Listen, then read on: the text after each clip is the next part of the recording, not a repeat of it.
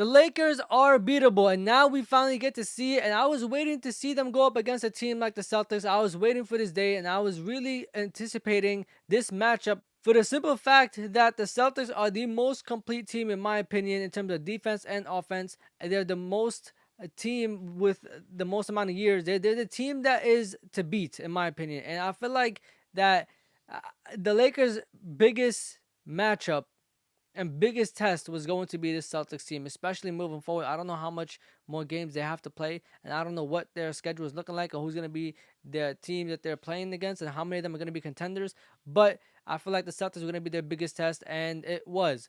Now, to start off, honestly, I think the Lakers were going to win this game, and I thought they were going to win it the same way they always have won the last 8 games that they went on a winning streak.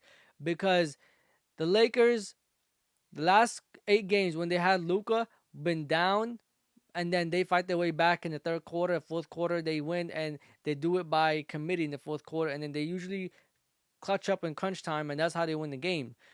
But this time, they couldn't do it, and partially because the Celtics, and the Celtics honestly were kind of well rested. I will say that they did just play two, I think, bad teams. Like one at least was really bad. I know they played the Trailblazers, but they still came out here and handled business, and they still came out here to win, and they did that, and they did exactly that. And mind you, everybody's been talking crazy about Jason Tatum, but Jason Tatum, when it mattered the most, the game that is probably one of the biggest games moving forward, in the rest of the time in the regular season, gave you 40 points. 40 points. He has 26 going into the third quarter. Jason Tatum did this with his Robin and Jaylen Brown having 31, and they won this game. And at a certain point, the Celtics went on like a 32-6 run. That is insane for a team to go on a 32-6 run and win the game.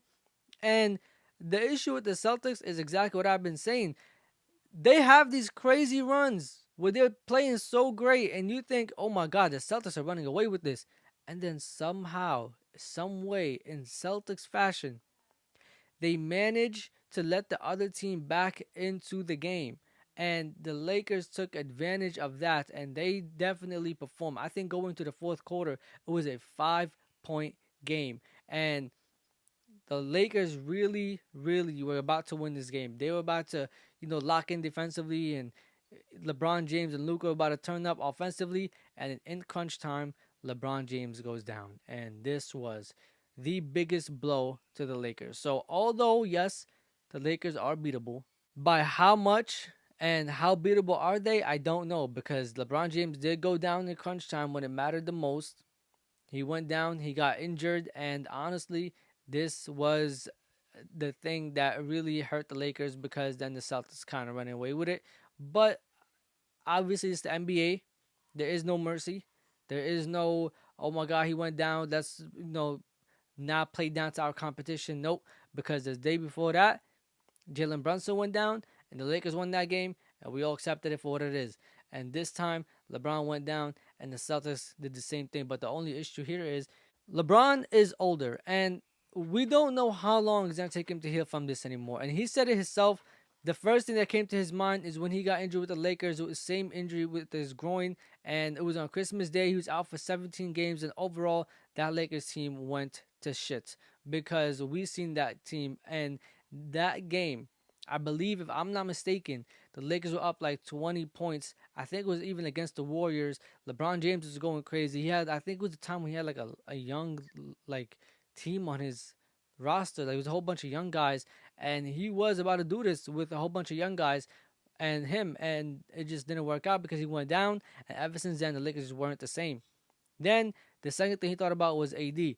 Now, I don't know why he thought about AD. This was kind of weird, but I guess because AD had a similar injury, and I guess in his opinion, was like, damn, am I going to come back from this? How's AD feeling? Da da da. How are we going to do this? But at the same time, I don't know, bro. That was really weird to me. Why you think about Anthony Davis when you just hurt your groin? Like, there's a lot more to do. And plus, to LeBron James, like, you've recovered so many times from so many injuries in the last like 4 years, and it's been kind of the same injuries. It's been like growing injuries and stuff like that. So I wouldn't look at this and think to myself, oh my God, how am I gonna come back. Are we gonna win? I wouldn't do that. But the thing that really helps the Lakers, and honestly, the reason why the Lakers should not panic, you have Luka Doncic. Luka is the guy of this team, and this is his time to turn up. Luka Doncic at this point needs to understand that the Lakers really, really need him, and is no longer a game. Is no longer, oh my God, Luka, you could play yourself back into shape. You could play yourself into the offense. You could play yourself back into the game. No, Luka is gonna have to be Luka Doncic now. Now teams are gonna focus in on Luka. Austin Reeves is gonna step up again. He needs to, because now Luka needs help, and Luka also needs to be Luka, and he needs to step up. And I'm pretty sure JJ Redick has already had that conversation with those two guys, and they will show up and they will turn up.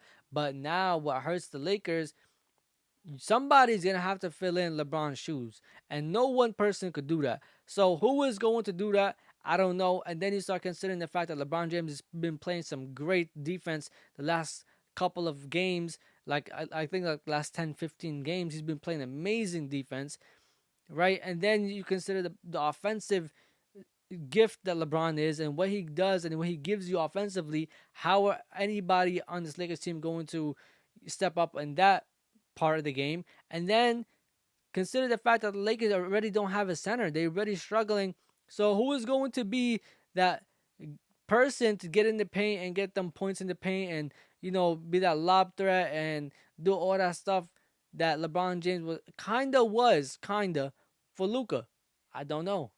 But I do think that the Lakers need to find a way to figure this out, because you don't have that much time left. And this next like 10, 15 games for the Lakers is going to be a nice test to see where they're at, to see where Luka is at, to see how they're going to run everything and how to move forward.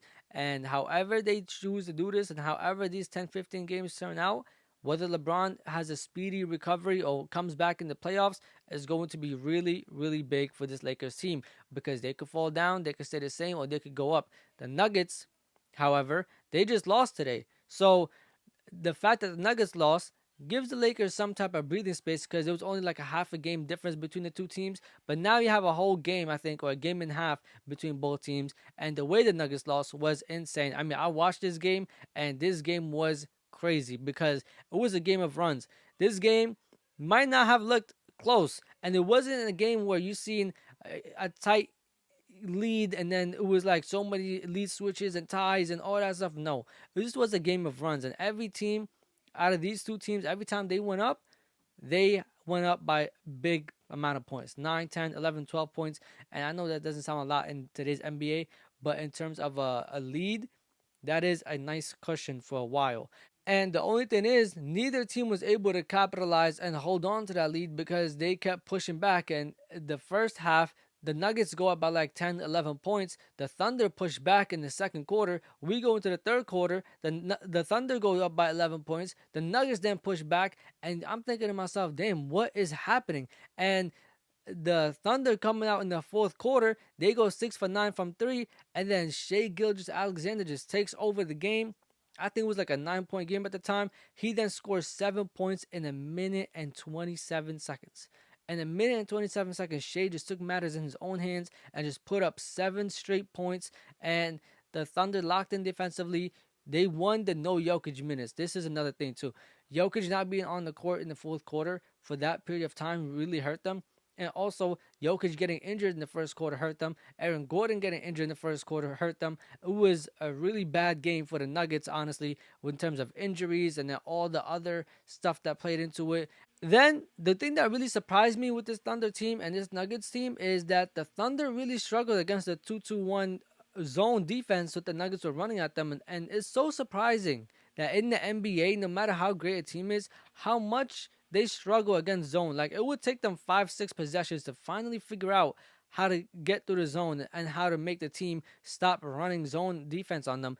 And it always works for like 5 possessions. Like, and I like the way teams use it in the NBA, because it is kind of like a defensive setup that you run in college and pro and even high school. So you would think these guys are professional athletes. They should be able to get past this defense and figure this out. But I guess because they don't see it so often, when they do see it, it takes them like 5 possessions, 6 possessions for them to finally remember, oh yeah, we gotta do this, this, and this, or just for that one person to be like, oh yeah, let me get to the teeth of the defense and then either kick out or figure out what to do with it once I get there, because they were struggling, and even Shai was struggling for a little bit against this 2-2-1 defense, and he missed a couple of shots that I feel like he should have made. And then Shai himself too, to put up like 40 points and also be like 2 of 11 from 3 for a while. He's like 1 for 10. He hit that 3 at the end to basically just kind of put the dagger before Jay Will put the dagger, the real dagger, into the game with like put them up by 19 points inside of 2 minutes. I mean, Shai took over in his own way, and he still dropped 40 points. And if a couple of those threes went in, he would have another 50-point game, which is absolutely insane in my opinion. Jokic, I think the injury really hurt him. Jamal Murray was supposed to take over. He didn't really do that. Michael Porter Jr. had 24. Jokic still had 24 with a kind of like a bad offensive game, but he still had 24. Uh, he was 1 assist shy of a triple double, so he had a great game by all means, but just wasn't Jokic standards, I guess, and he didn't win the game for them. Westbrook, honestly, he was really important down the stretch. The Nuggets just couldn't fight back, and they couldn't weather the storm when ShaiGilgeous-Alexander took over in the fourth quarter. And this honestly what came back to haunt them later on. But anyways, thanks so much for watching the video. Thanks so much for coming out to the locker room. Like, comment, subscribe, and share. This is Real Talk with E. Safety.